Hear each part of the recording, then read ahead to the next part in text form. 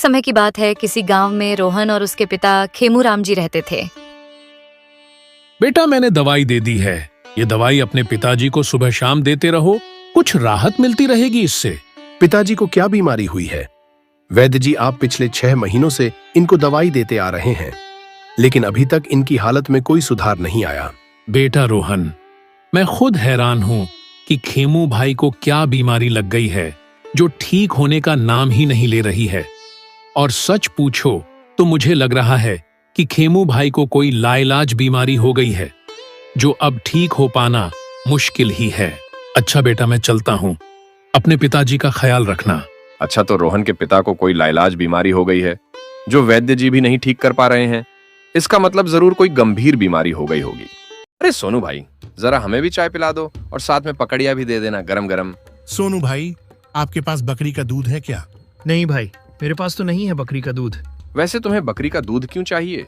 अरे मोहन भाई, मेरे बेटे की तबीयत बहुत खराब है, तो वैद्य जी ने उसे बकरी के दूध के साथ दवाई खाने को कहा है, इसलिए बकरी का दूध ढूंढ रहा हूँ। लेकिन क्या हुआ है तुम्हारे बेटे को? पता नहीं क्या हो गया है। 1 हफ्ते से ना तो कुछ खा रहा है ना कहीं आता जाता है, बस बिस्तर पर पड़ा रहता है। बुखार भी तेज आ जाता है। अरे तुम तो उस रोहन के घर के पास वाली गली में रहते हो ना? हाँ, मैं उधर ही रहता हूँ। तब तो ये सब होना ही था, और अभी तो शुरुआत है। क्या मतलब है तुम्हारा? मैं कुछ समझा नहीं। अरे अब मैं क्या बताऊं, लेकिन अब मुझसे रहा भी नहीं जाता। इस गांव को ऐसे बर्बाद होते तो मैं देख नहीं सकता हूं ना। अरे मोहन भाई, जो भी कहना है साफ साफ कहो ना, मुझे तुम्हारी बात कुछ समझ में नहीं आ रही है। अरे तुम्हारे पड़ोसी रोहन के पिताजी को कोई गंभीर लाइलाज बीमारी हो गई है। मैंने खुद अपने कानों से सुना था वैद्य जी को कहते हुए, और इसी वजह से गांव के लोग भी अब धीरे धीरे बीमार हो रहे हैं। अगर जल्दी से कुछ समाधान नहीं किया गया तो कुछ भी हो सकता है इस गांव में। गांव के लोग अब इस बात से डरने लगते हैं और गांव के लोग मुखिया जी के पास जाते हैं। मुखिया जी, हमारे गांव में बहुत बड़ी विपदा आने वाली है। मुखिया जी, कृपया आप उसका समाधान करें। कैसी विपदा आने वाली है जिसका तुम्हें पहले से ही पता चल गया है?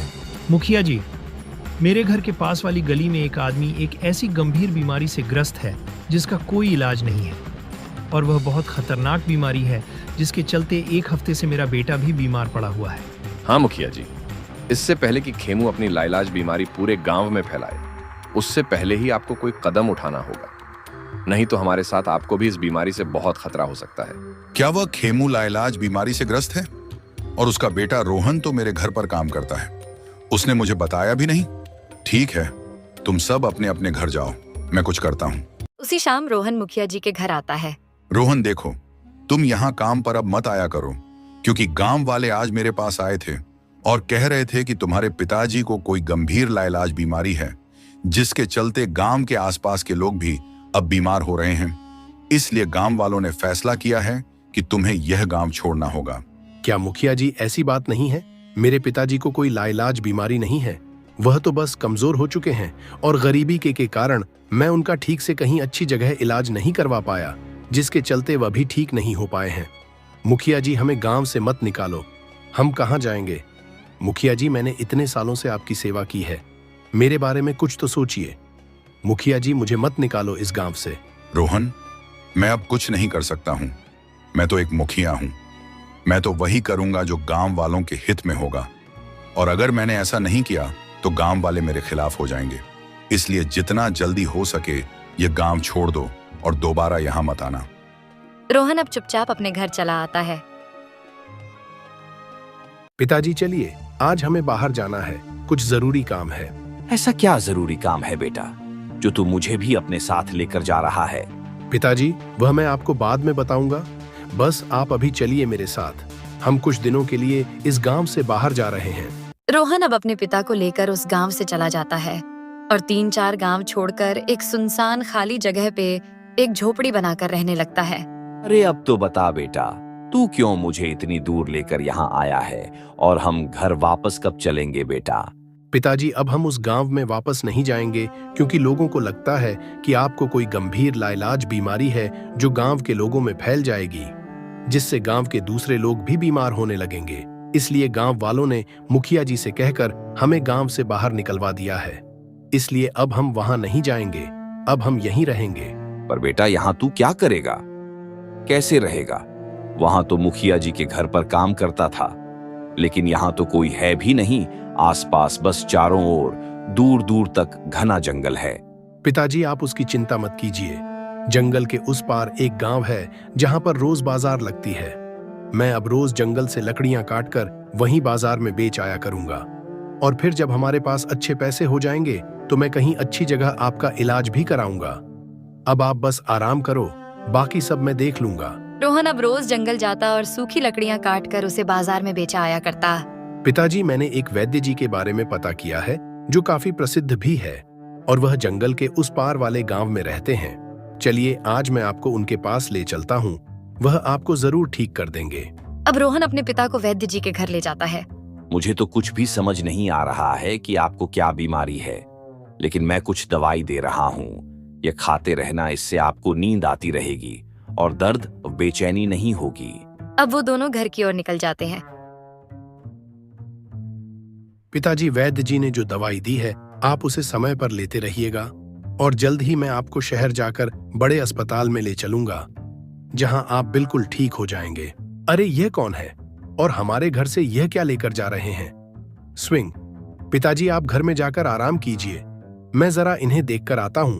अरे यह क्या, ये दोनों तो उस कुएं में चले गए। ऐसा कैसे हो सकता है? लगता है कोई राज छिपा हुआ है। मुझे उस कुएं में मुझे जाकर पता करना होगा। रोहन भी उसी कुएं में चला जाता है। अरे यह क्या, यह तो कोई दूसरी ही दुनिया जैसी लग रही है। कहीं मैं कोई सपना तो नहीं देख रहा? और यह आलीशान महल, यह तो राजा महाराजाओं के महल हो सकते हैं। चलो अंदर जाकर देखता हूं। अरे ये क्या, ये तो सच में कोई राजा ही है, और आसपास सैनिक भी हैं। कौन हो तुम और कहां से आए हो? महाराज, मैं उस कुएं के रास्ते से आया हूं। मैंने देखा कि मेरे घर से 2 सैनिक मेरा कुछ सामान लिए इस कुएं के अंदर आकर यहाँ आए हैं, तो मैं भी उनके पीछे पीछे यहाँ चला आया, यह जानने कि वो लोग कौन है और मेरे घर से क्या लेकर आए हैं। अच्छा, तो वह तुम्हारे घर से भोजन लाए हैं? वो भोजन हमारे सैनिकों के खाने के लिए लाते थे। माफ कीजिएगा, आगे से ध्यान रखेंगे। ओ, अच्छा तो यह बात है।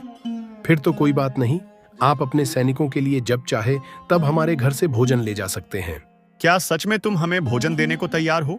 हाँ हाँ, हम जरूर आपके सैनिकों को भोजन देंगे जब भी वह हमारे पास आएंगे। तुमने हमारी एक बहुत बड़ी समस्या का समाधान किया है, इसलिए हम तुम्हें एक जादुई घड़ा दे रहे हैं जिसमें ढेर सारे सोने के सिक्के भरे हुए होंगे, और वह कभी खत्म नहीं होंगे, जिससे तुम हमारे सैनिकों के लिए रोज भोजन बनवा सको। और सुना है धरती लोक का भोजन बहुत ही स्वादिष्ट होता है।